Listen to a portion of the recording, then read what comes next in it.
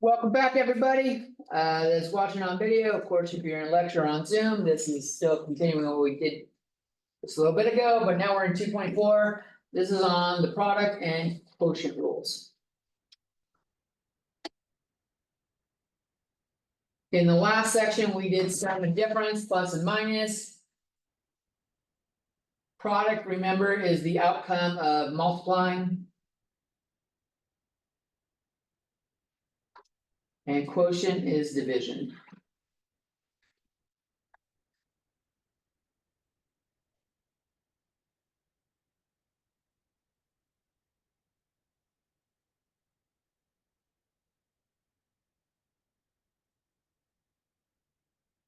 So. If U and V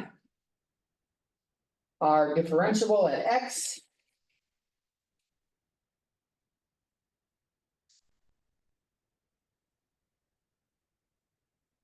Then so is their product.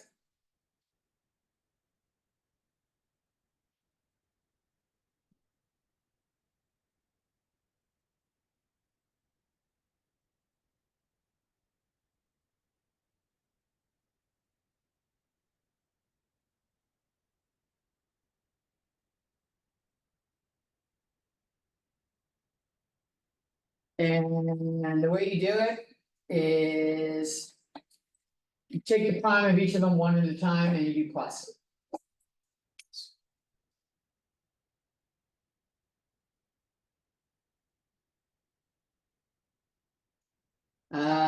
Sometimes you'll see it written like this.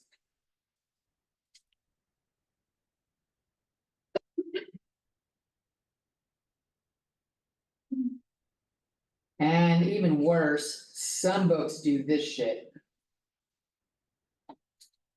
Some book notations.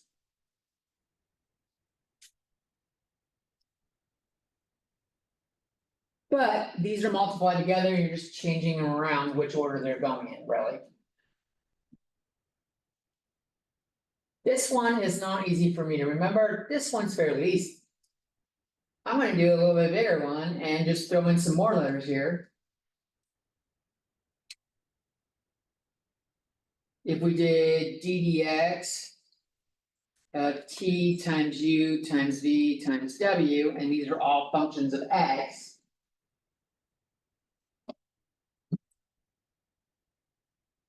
You put a prime on the first one, then you add and put a prime on the second one. Then you add and put a prime on the third one. Then you add and put a prime on the last one. So it follows a nice simple pattern. Take the derivative of one of the functions at a time and just keep multiply by the remaining ones and then keep adding as you change.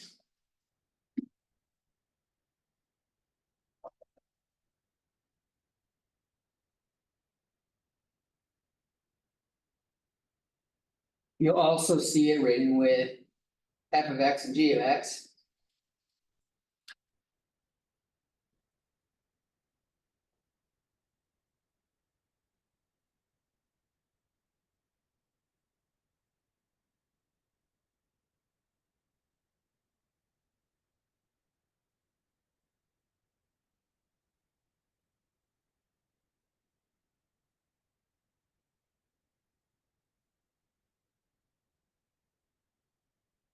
And we're going to show why this works. We're going to prove it with limits real quick.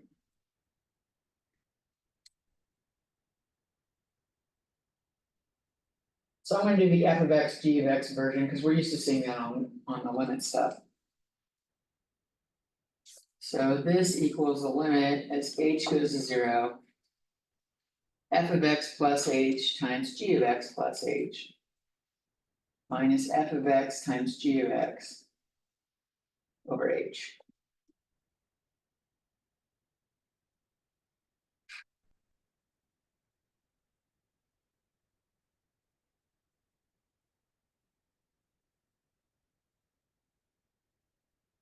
And now we're, like we did before, we're gonna add and subtract something real quick.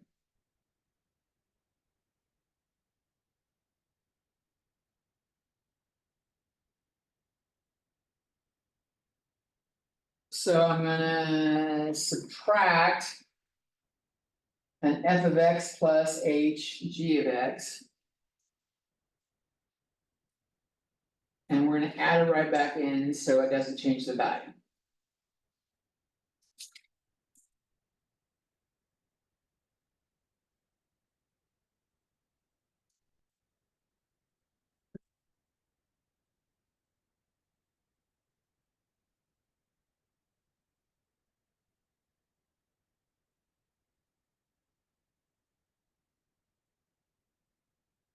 What'd you do there within the green? The green, I added and subtracted the same thing. So the net value here, this is equal 0. But it's gonna allow us to manipulate it some.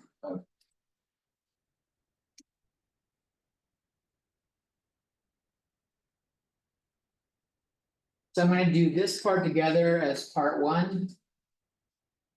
And I'm gonna do this part together as part 2. And I think the reason why they have this terrible notation up here is they don't change the order like I did. But if I do this here on the first, on part 1.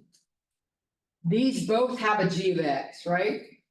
So I can factor out the g of x.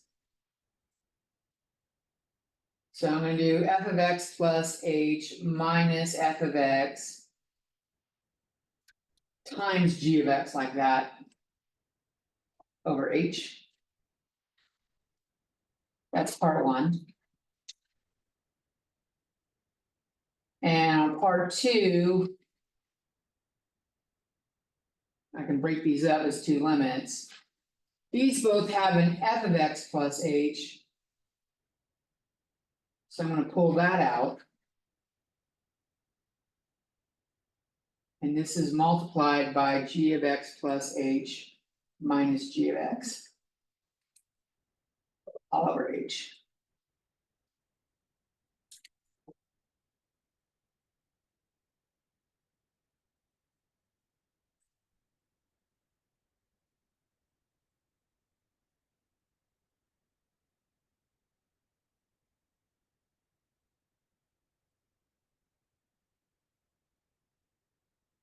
And now, since we have these things as products, we can distribute the limit to each.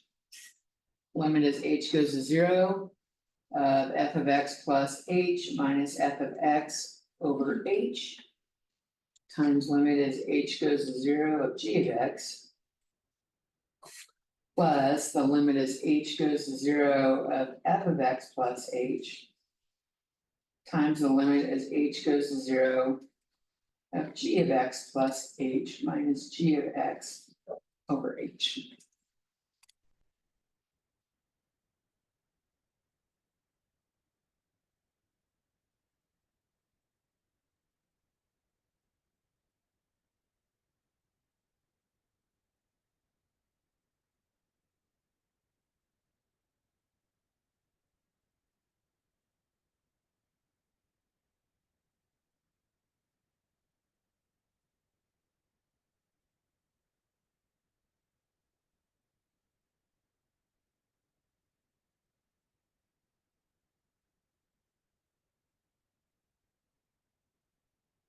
What is this first part here? That's f prime, right? What's that one? This is g of x, there's no h in it, so we leave it alone. What's the first part here? If h goes to 0, it just kind of goes away and we just have f of x. That's like the trickiest one to read there. What is this one? That's g prime. And we get what we had up here.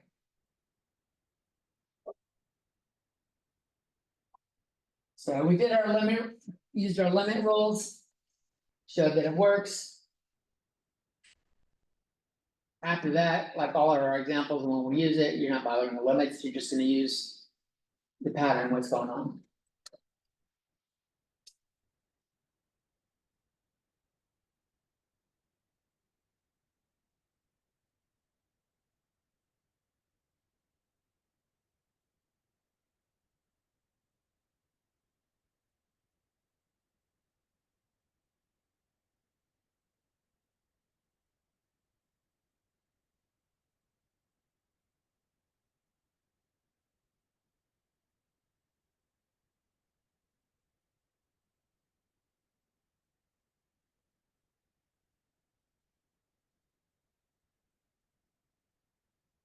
You guys ready for an example? Couple people look into the writing.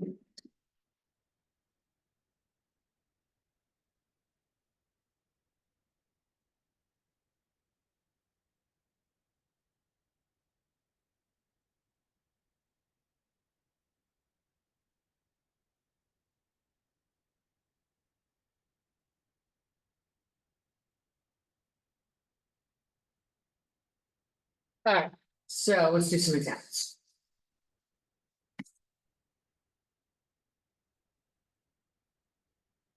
So find dy dx. If y equals. 2x² + 5 times x³ minus 7x.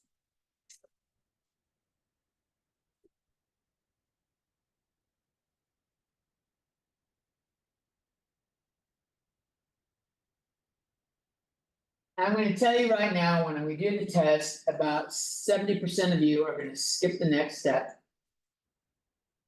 And of the 70% that skip the next test, or next step, at least half of you are gonna fuck it up because you did.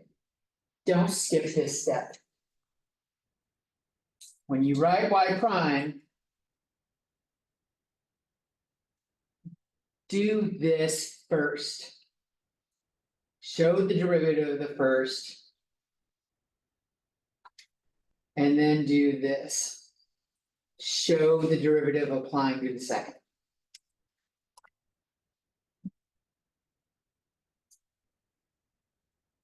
You can, it is quite, you can skip it. But I'm gonna tell you right now, most of you that do are gonna fuck it up. So it's just like a positive or negative symbol, if you forget about it, you just mess it up. Yeah. So this, guys, this is what we're gonna do. A lot of times people will forget what they're multiplying by. But this tells me I'm gonna take the derivative of this one, this is the only thing that's getting a derivative. And this is the only thing getting the derivative there too. So y prime is 2 times 2x⁻⁻1. And then we still have x³ minus 7x. And that one we leave alone, and we take the derivative here. And we have 3x² minus 7.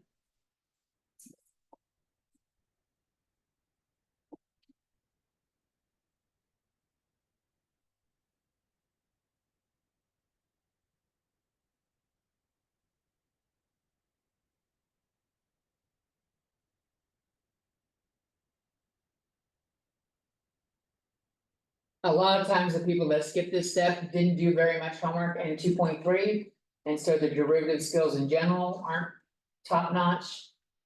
I recommend really doing like all the homework in 2.3 and 2.4, like this is the most common stuff you're gonna use in calculus from here on. So what do we have? This is 4x times x³ minus 7x. And I guess I'll start distributing here.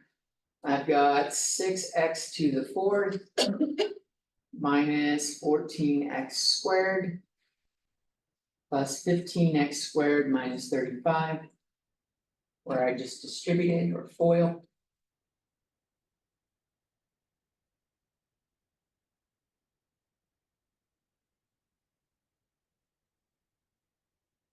Distribute finally here. This is 4x⁴ minus 28x². I can put these two together and just make 1x².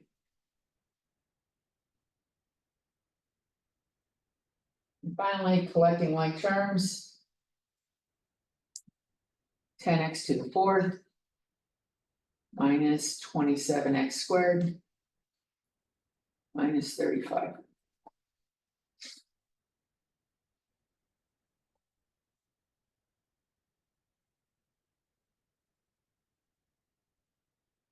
Can I check if that's right?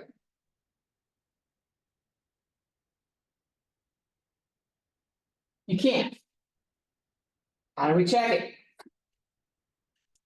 Well, y was two x squared plus five times x cubed minus seven x. Just distribute. Let's figure out what y is without these.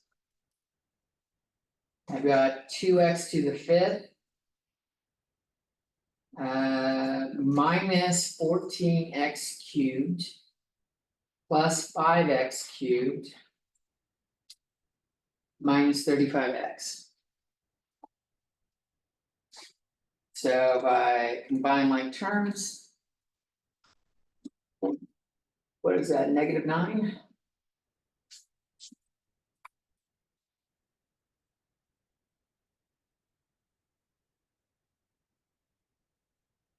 And if we take the derivative here, this is kind of straightforward now.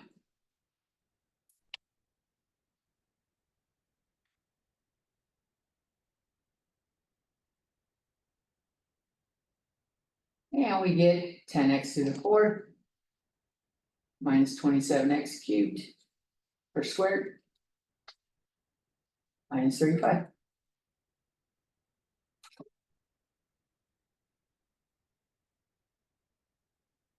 Now, sometimes multiplying that out is not that easy. These two things were both just polynomials, so you can, it's not hard to multiply them out. But it could be atrocious. But in some cases, you can check it.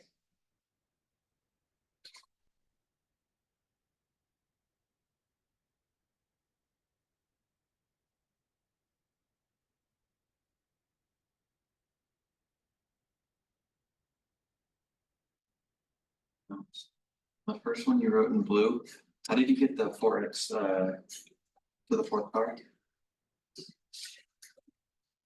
Okay.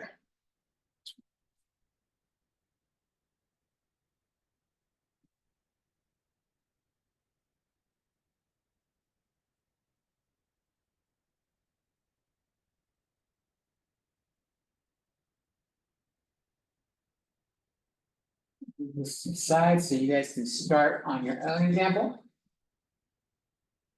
Find f prime of t.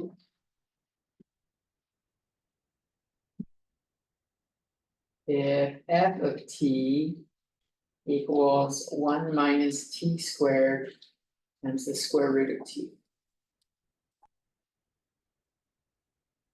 Could you read that?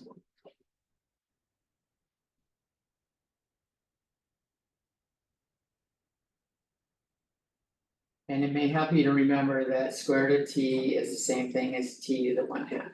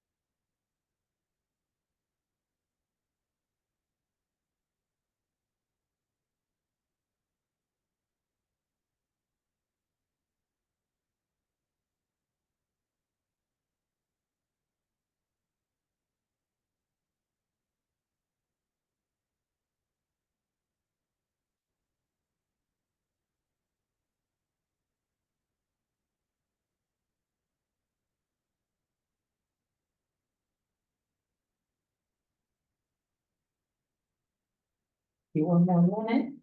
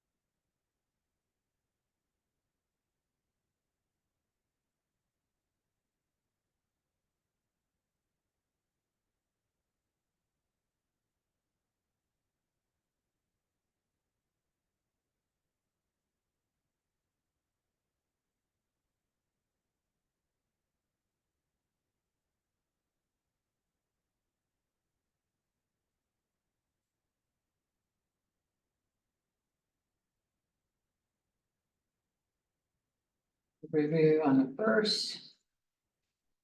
Leave the second alone. And I'll put the derivative on the second. And leave the first alone.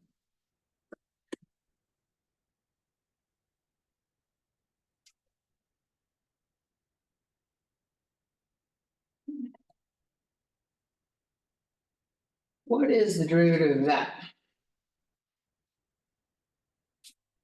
Minus 2t, right?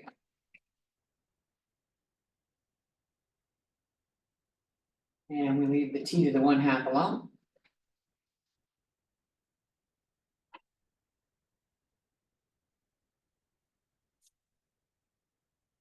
This one's a little tricky. Bring the 1/2 down. And if I do 1/2 minus 1, I get negative 1/2.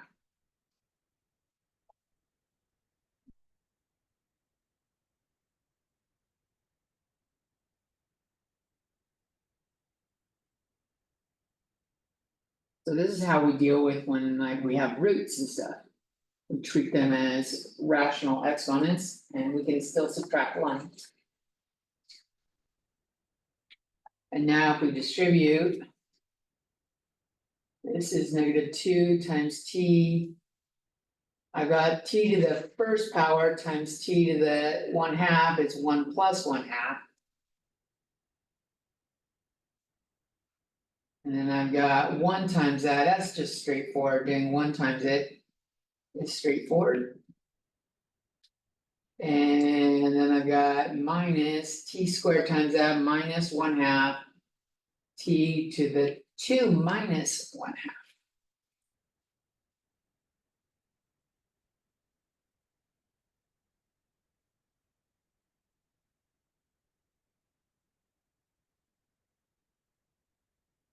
I get -2t to the 3/2. I'm gonna say 1 and 1/2, I'm gonna leave it like that.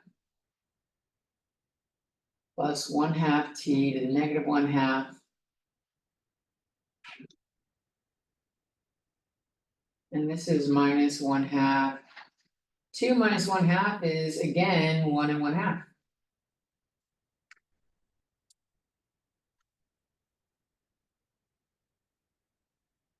So these two have the same exponent, I can put them together.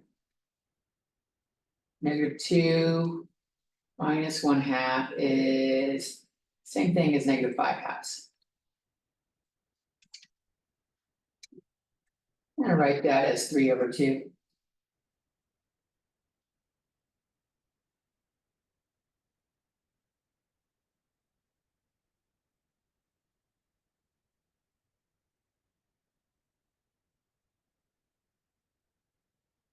Now, we didn't start with rational exponents, we probably shouldn't end with it. This is the same thing as -5/2. If I do it as the 1 and 1/2. The 1 is just t, and then the 1/2 is square root of t. And then like t to the -1/2 is just 1 over the square root of t. So this becomes plus 1 over 2 times the square root of t. That's the best form to leave it in. Because it started with radicals, we're gonna end with radicals.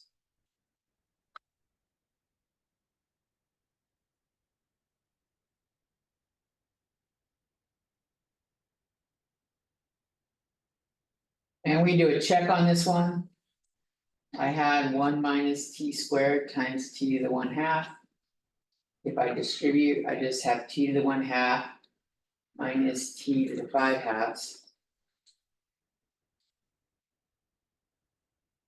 And so f prime of t.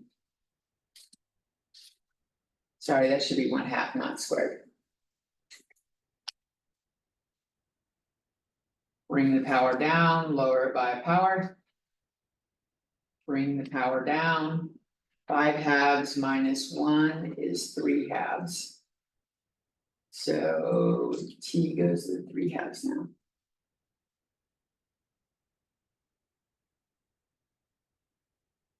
And that's what we have there.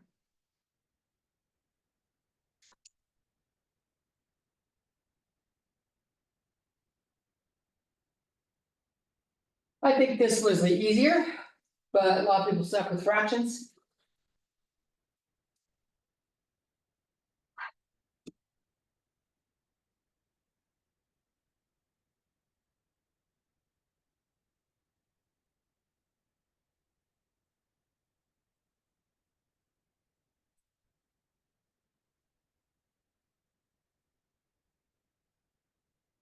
It looks like we'll be getting the quotient rule on Thursday. We only have time for one more example and no point in putting quotient rule in front of you.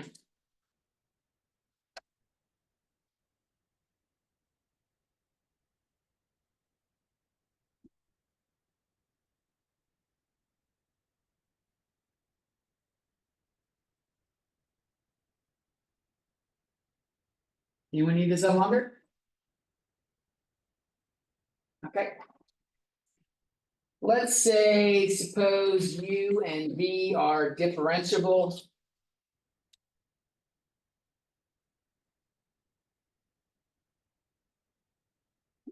At x equals 0.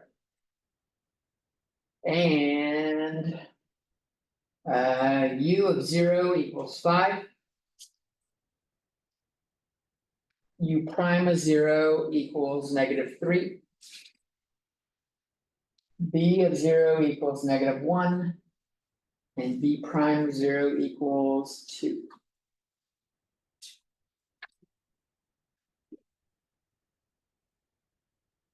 Find d dx of uv at x equals 0.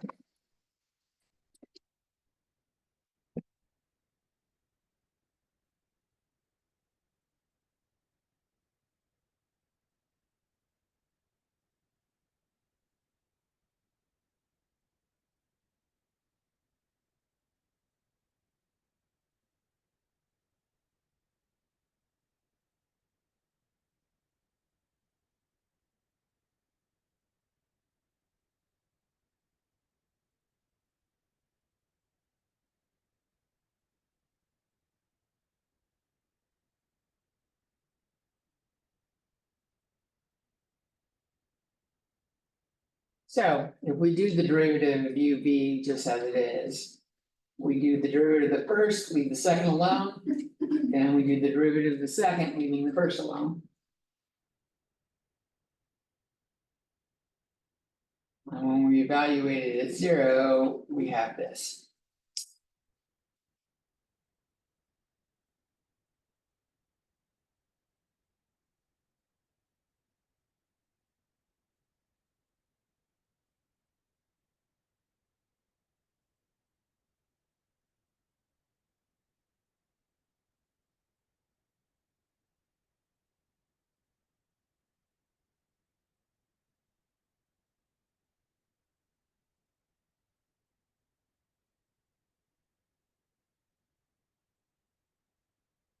And what was u prime of 0? -3. V of 0 was -1. U of 0 was 5. And B prime of 0 was 2. We have 4 plus, or 3 plus 10. 2 plus 13.